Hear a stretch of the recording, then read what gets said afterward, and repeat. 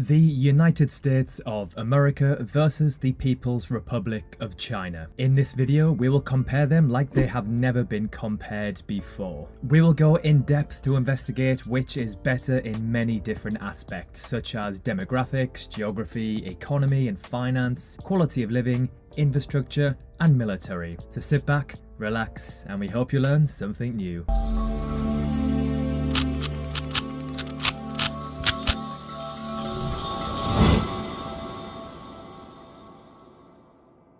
Let's kick off this video by taking a look at where both of these nations are located geographically, starting off with the US. The US is a country of 50 states across North America, with Alaska in the northwest and Hawaii extending the nation's presence into the Pacific Ocean. Its capital city is Washington, D.C. And China is a country located in Eastern Asia. Incredibly, it's bordered by 14 other countries. Its capital city is Beijing. So let's start off this comparison with some key demographics, starting off with their population density, and other population fun facts. So as everyone probably already knows, China is the world's most populated country. At the time of making this video, its population stands at around 1.445 billion. The United States is the third most populated country in the world, with around 333 million people. This means that China has more than 1 billion more people than the US. If the US added the entirety of Europe, 746 million,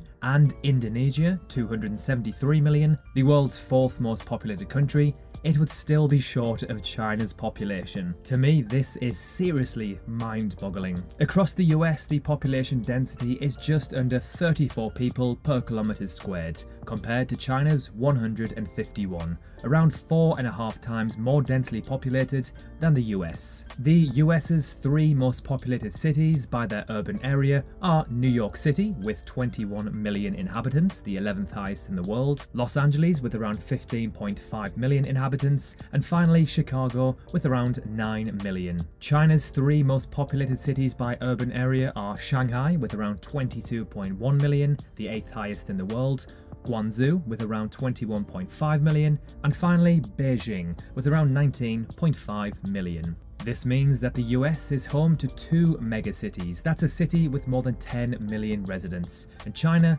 is home to 6. The US is home to 14 cities with more than 1 million inhabitants, compared to China's astonishing 102. Wow. It must be noted, however, that China's population growth is decreasing, and it is estimated that by around the year 2030, its population will peak, and by the year 2100, its population will have dropped significantly to around 1.065 billion, around a 400 million decrease from today. Over the decades, China's life expectancy has gone through the roof. Today, it stands at around 77 years, the 64th highest in the world, compared to 1980, when it was just 66.4. The US, however, takes the win here at just under 79 years, putting them in a better place than China, but still quite poor, at 46th in the world. In 1980, it was 73.7. The median age in the US is 38.3, and unbelievably, China's is 38.4. So we'll class this one as a draw.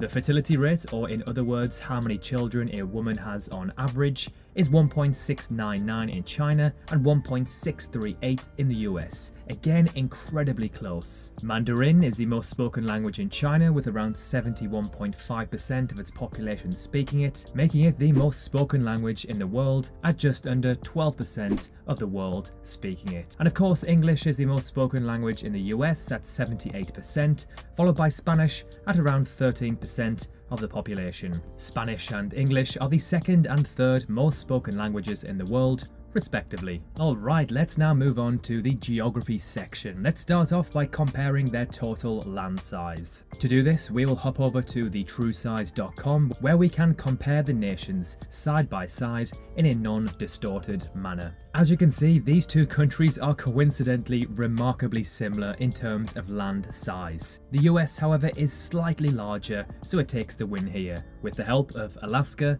and Hawaii. At 9.8 million squared kilometers and 9.6 million square kilometers, the US and China respectively are the third and fourth largest countries in the world by land size. Now that I can see them side by side, they actually are quite similar in shape too. As previously mentioned, China borders 14 other nations. These are India, Pakistan, Afghanistan, Tajikistan, Kyrgyzstan, Kazakhstan, Mongolia, Russia, North Korea, Vietnam, Laos, Myanmar, Bhutan and Nepal. Whereas the US only borders Canada and Mexico. It does, however, border Russia as a maritime border in the Bering Sea. That, unsurprisingly, is known as the Russia-United States maritime boundary. When it comes to national parks, the US takes the clear win at a very impressive 423 compared to China's 225. Their most known national parks are Yellowstone in the US and the Zhangjiajie National Forest Park in the Hunan province, which is famously known to have inspired the movie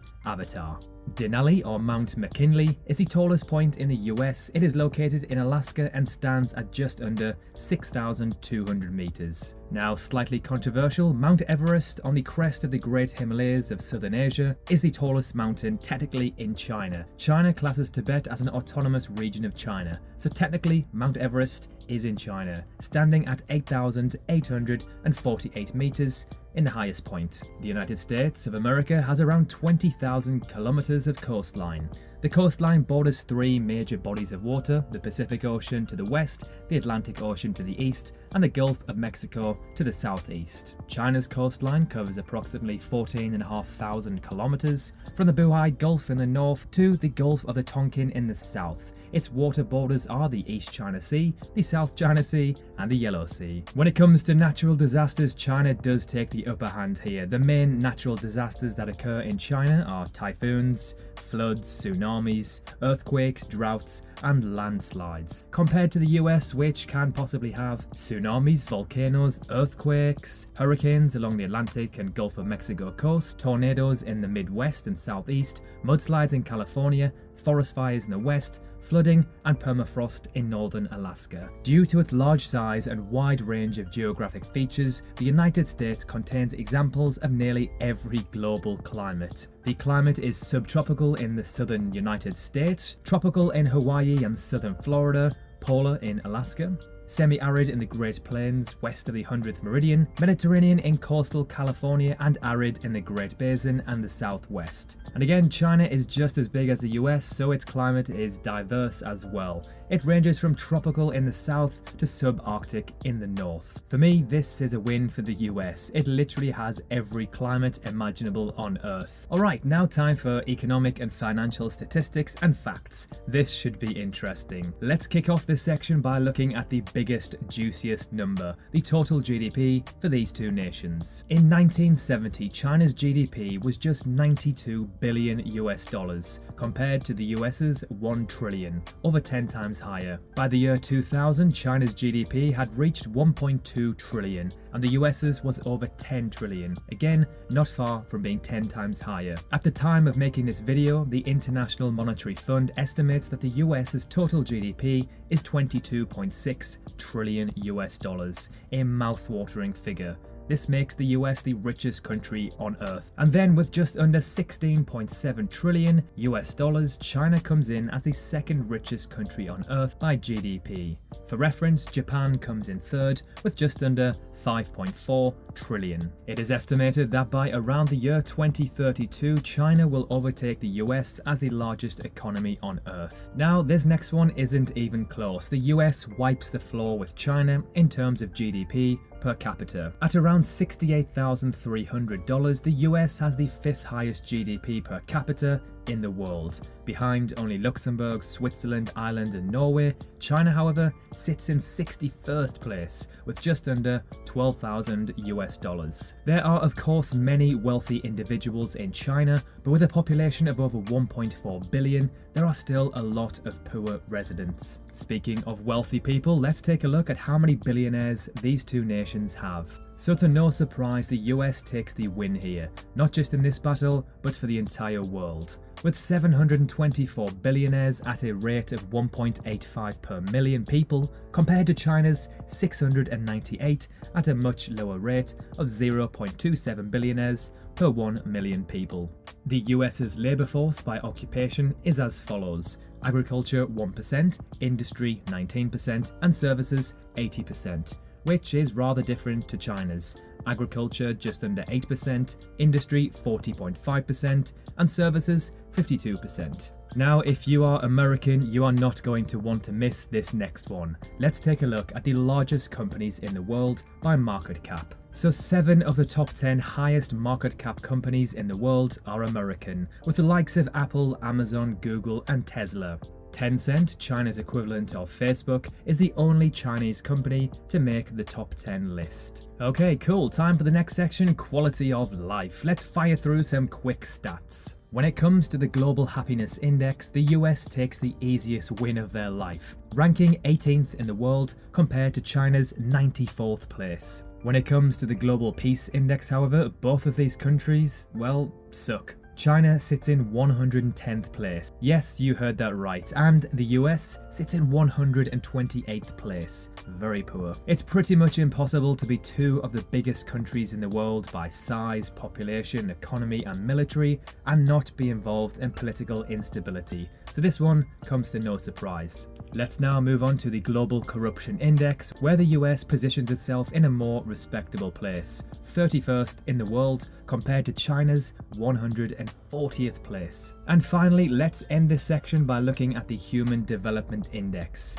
The index considers the health, education, and income in a given country to provide a measure of human development which is comparable against other countries over time. The US sits in a very decent 17th place, notably falling 3 places from the previous year, compared to China, who sits in 85th place, but impressively climbed 12 places compared to the previous year. Alright, let's now move on to the penultimate section, infrastructure. Starting off with how much roadways, railways, and airports these 2 countries have. At just under 6.6 million kilometers, the US just beats China's 4.8 million kilometers of roadway. However, it must be noted that China used more concrete between 2011 and 2014 than the US did in the entirety of the 20th century. The US again takes the win when it comes to railways, with around 293,000 kilometers compared to China's 131,000. This next one is mental. So China has around 200 public airports that travelers can use.